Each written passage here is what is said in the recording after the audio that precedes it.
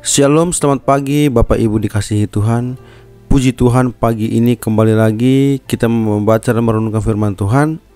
Saya mengajak Bapak Ibu, mari kita berdoa terlebih dahulu. Mari kita berdoa. Terima kasih Bapak yang baik. Kami bersyukur ya Bapak, sepanjang malam hingga pada pagi hari ini kami bisa bangun tidur kembali dalam keadaan sehat dan kuat. Bukan karena kuat dan hebat kami, melainkan karena kasih Tuhan. Dan pada pagi hari ini ada kesempatan yang sangat luar biasa. Kami mau membaca dan merenungkan firman-Mu. Tolong Bapak buka hati dan pikiran kami, supaya firman yang kami renungkan kami dapat mengaplikasikan dalam kehidupan kami hari lepas hari. Di dalam nama-Mu Bapa, kami sambut firman-Mu penuh dengan ucapan syukur. Haleluya, amin. Mazmur pasal 100 ayat yang kelima. Sebab Tuhan itu baik, kasih setianya untuk selama-lamanya, dan kesetiaannya tetap turun-temurun. Tema yang saya berikan untuk kita renungkan bersama yaitu sebab Tuhan itu baik. Bapak Ibu Saudara yang dikasihi oleh Tuhan Yesus, setiap orang pasti ingin merasakan kebaikan di dalam hidupnya. Meski kalau ia ditanya, apa baik itu? Kebaikan seperti apa yang kau inginkan? Ia akan sangat sulit menjawabnya. Setiap orang bisa memiliki pengertian tentang kebaikan menurut versinya sendiri. Artinya, kebaikan bersifat subjektif. Kalau begini baru baik, atau kalau begitu baru bisa dikatakan baik. Kita pasti memiliki penilaian tersendiri untuk sesuatu yang terjadi di dalam hidup kita. Lalu bagaimana kita melihat kebaikan Tuhan? Semua orang percaya pasti setuju bahwa Tuhan itu baik. Namun siapa yang menentukan kriteria-kriteria untuk mengatakan bahwa Tuhan begitu baik bagi kita? Dalam hal ini sangat menarik ketika kita mencoba membahas bagaimana bangsa Israel menyaksikan kebaikan Tuhan. Ketika mereka dibebaskan dari perbudakan di Mesir, mereka begitu mampu mengatakan betapa baiknya Tuhan. Keluaran 15 ayat 1 sampai dengan 18 mencatat bagaimana Musa dan bangsa Israel bernyanyi memuji-muji Tuhan. Namun ingatlah kita bahwa sebelum mereka meragukan dan mempertanyakan kebaikan Tuhan, persis ketika mereka belum menyeberangi Laut Tiberau dan berada dalam pengejaran Firaun, mereka berkata, apakah karena kita tidak ada kuburan di Mesir, maka engkau membawa kami untuk mati di padang gurun ini? Mari kita bayangkan perbedaan yang sangat signifikan ini. Di satu sisi memuji Allah, di lain kesempatan meragukannya. Bahkan setelah itu, tidak jarang Israel tetap bersungut-sungut. Mereka seringkali menilai dan menyaksikan kebaikan Tuhan menurut cara pandang mereka sendiri. Kalau saja menurut mereka Tuhan melakukan suatu hal yang menjawab keresahan mereka, maka Tuhan itu baik. Kalau tidak sesuai kemauan, maka mereka mengeluh, bahkan meragukan kebaikan Tuhan. Bapak Ibu Saudara yang dikasihi oleh Tuhan Yesus, bagaimana dengan kita saat ini?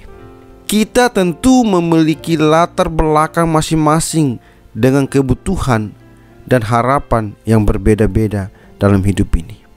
Ada yang maunya A, ada yang maunya B. Seringkali kita berelasi dengan Tuhan dengan cara give and take. Kita memberi dan melakukan sesuatu untuk Tuhan dan berharap bisa membuat Tuhan melakukan apa yang kita mau. Perspektif seperti ini berujung pada keburukan kita untuk melihat kebaikan Tuhan.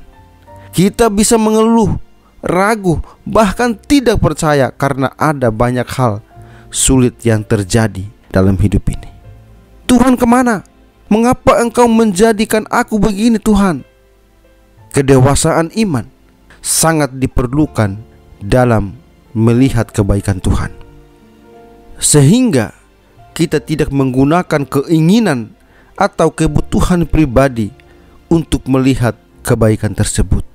Kebaikan Tuhan tidak bersifat momentum, hanya dihitung melalui peristiwa-peristiwa baik yang terjadi dalam hidup kita. Sama seperti Israel melihat bahwa Tuhan baik saat membebaskan mereka dan melakukan mujizat-mujizat lainnya.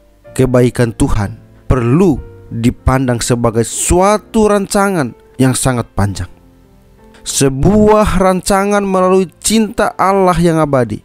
Kebaikan Tuhan yang begitu besar ini tidak bisa kita masukkan ke dalam kotak ego kita yang kecil ini. Kita perlu melihat bahwa kebaikan Tuhan sudah ada sejak sebelum kita diciptakan. Karena itu, apapun yang terjadi, Tuhan tetap baik. Kita percaya bahwa ada rancangan yang baik di dalam kehidupan yang seringkali penuh dengan masalah. Melalui kacamata iman yang percaya kepada Tuhan, maka kita mampu melihat kebaikan Tuhan dengan lebih utuh. Berelasi dengan Tuhan pun tidak bersifat give and take lagi, melainkan hanya give. Kita memberi, melayani, tetap percaya karena sudah tahu bahwa Tuhan sungguh baik kepada ciptaannya. Bukankah itu yang dinamakan kasih? Seperti seseorang yang sedang benar-benar jatuh cinta, melihat segala sesuatu yang dilakukan kekasihnya selalu baik. Apakah dengan cinta itu pula kita mampu melihat kebaikan Tuhan di dalam hidup kita masing-masing? Sebagai anak-anak Tuhan, kita jangan mengukur kebaikan Tuhan hanya berdasarkan keadaan baik yang dialami, karena ketika hal yang tidak baik Tuhan izinkan terjadi dalam hidup kita, Dia punya rencana yang indah di balik semua itu. Roma 8 ayat 28 mengatakan bahwa kita tahu sekarang bahwa Allah turut bekerja dalam segala sesuatu untuk mendatangkan kebaikan bagi mereka yang mengasihi Dia, yaitu bagi mereka yang terpanggil sesuai dengan rencana Allah.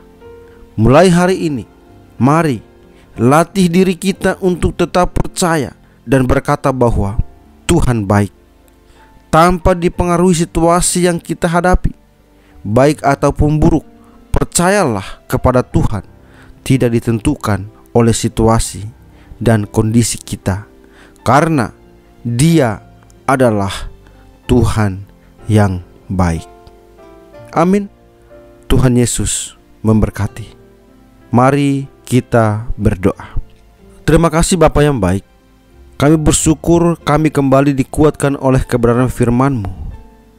Ya Bapa, biarlah firman itu bukan hanya kami merenungkan, melainkan biarlah firman itu kami dapat mengaplikasikan di dalam kehidupan kami hari lepas hari. Terima kasih Tuhan. Saat ini kami kembali untuk menjalani setiap aktivitas kami. Tolong pimpin dan bimbing kami, sehingga apapun yang kami lakukan dalam kehidupan kami hanya untuk memuliakan nama-Mu saja. Terima kasih Bapa yang baik. Di dalam nama-Mu kami berdoa dan kami bersyukur. Haleluya.